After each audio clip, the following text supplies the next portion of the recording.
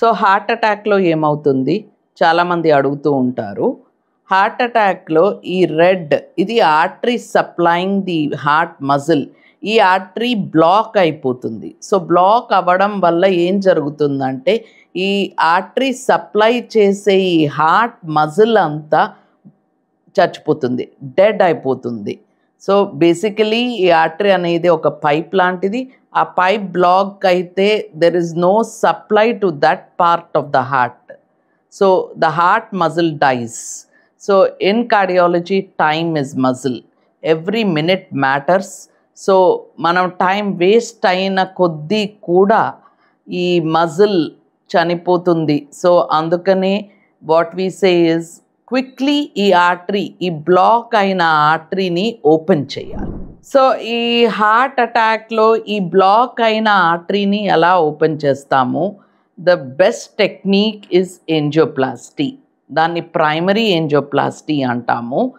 ఈ ఆర్టరీని ఒక వైర్ వేసి తర్వాత ఒక స్టెంట్ వేయడం ద్వారా ఈ ఆర్టరీని ఓపెన్ చేసి బ్లడ్ సప్లైని రెస్టోర్ చేస్తాము. సో అంటే రక్త సరఫరాని రీఎస్టాబ్లిష్ చేస్తాము so that the muscle doesn't die. So time is muscle కాన్సెప్ట్తో first 1 hour is called the golden hour. This is called the stent for life concept because this angioplasty, this primary angioplasty is life saving. మా వద్దకు ఒక patient heart అటాక్తో వచ్చారు, ఒక massive heart attack. అప్పుడు మేము ఈ stent for life ఇనిషియేటివ్తో పేషెంట్ని cath ల్యాబ్కి తీసుకొచ్చి ఏంజియోగ్రామ్ చేశాము. ఇది ఏంజియోగ్రామ్.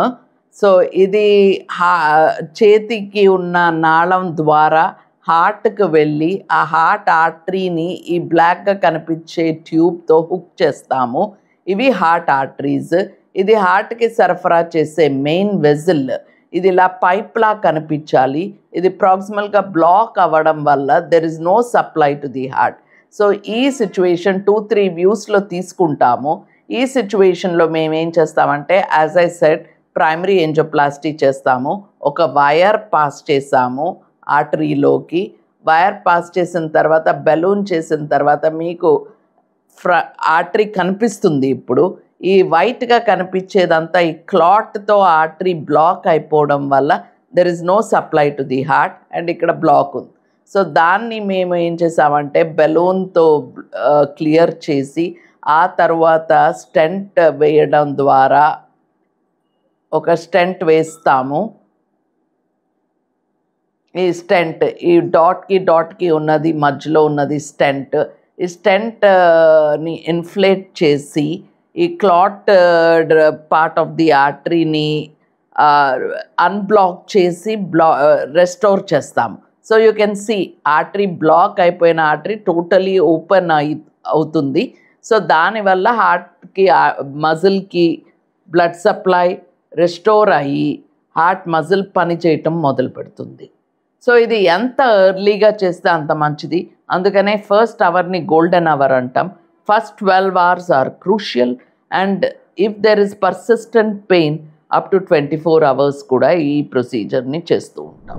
సో ఒకవేళ దూరంగా ఉంటే, హాస్పిటల్కి దూరంగా ఉంటే transport time is more than 2 hours. అలాంటి సిచ్యువేషన్స్లో క్లాట్ డిజాల్వింగ్ మెడికేషన్ ఇస్తాము. ఆ క్లాట్ డిజాల్వింగ్ మెడికేషన్ ఇచ్చిన తరువాత ఫైబ్రినోలైటిక్ ఏజెంట్స్ అని చెప్తాము.